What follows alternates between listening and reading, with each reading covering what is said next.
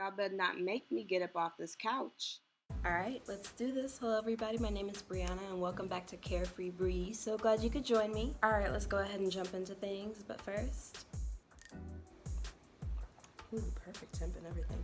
This is pomegranate white tea from Trader Joe's. I put honey in it because I like my stuff sweet, so...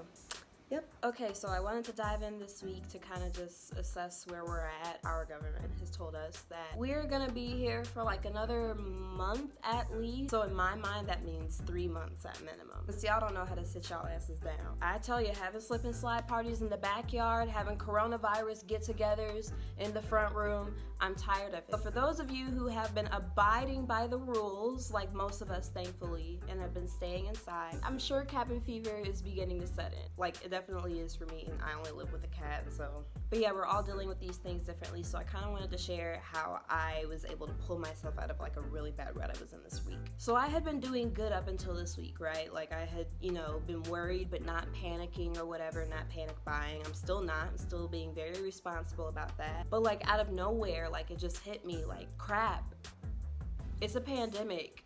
That's a big deal. And then with that comes the unknown, and you don't know what you're gonna do, you don't know what's gonna happen to your employment, your health care, your benefits, all of that stuff, especially since a lot of it is attached to a job. So yeah, all this stuff is like hitting me at once, and I realize I'm just surrounded by just loneliness, darkness, all of that. So I had to remind myself, all you can do is what you can do.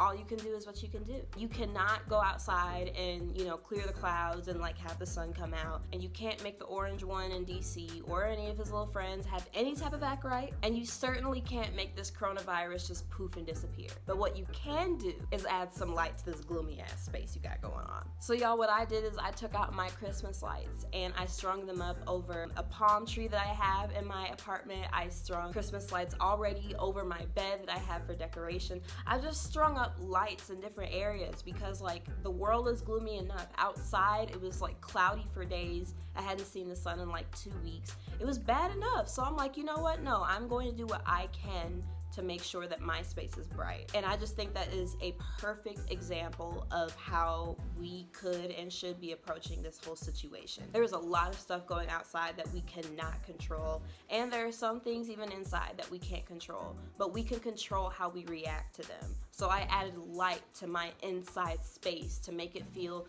more bright. I'm doing different things to make things feel a little bit more homey, because after a while, it just seems like some place that I'm stuck at for a while and not just comfortable. So I'm changing things up a little bit. I'm doing all I can to stay sane, and that is my problem and my problem alone, clearly, because the government doesn't seem to really care about my feelings. It doesn't seem to really care about yours. The virus itself clearly cares about none of our feelings, so I might as well care about myself, So I wanted to challenge you to do the same. Get your Christmas lights out.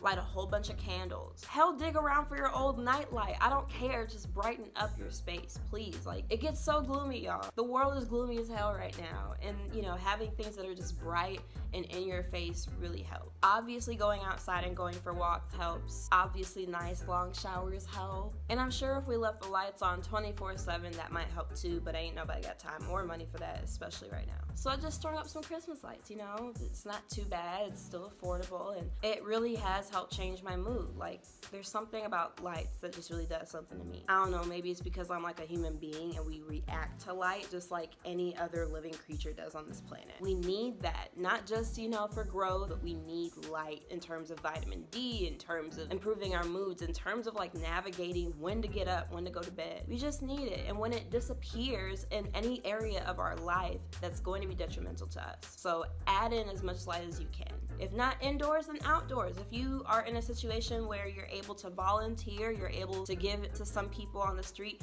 do that, but add light. No matter what, just keep adding light, y'all, because it is just gonna get darker and darker as we go along. It's up to us to make things better where we can. So do that. At the end of the day, do what you gotta do, boo. But yeah, I just wanted to check in real quick.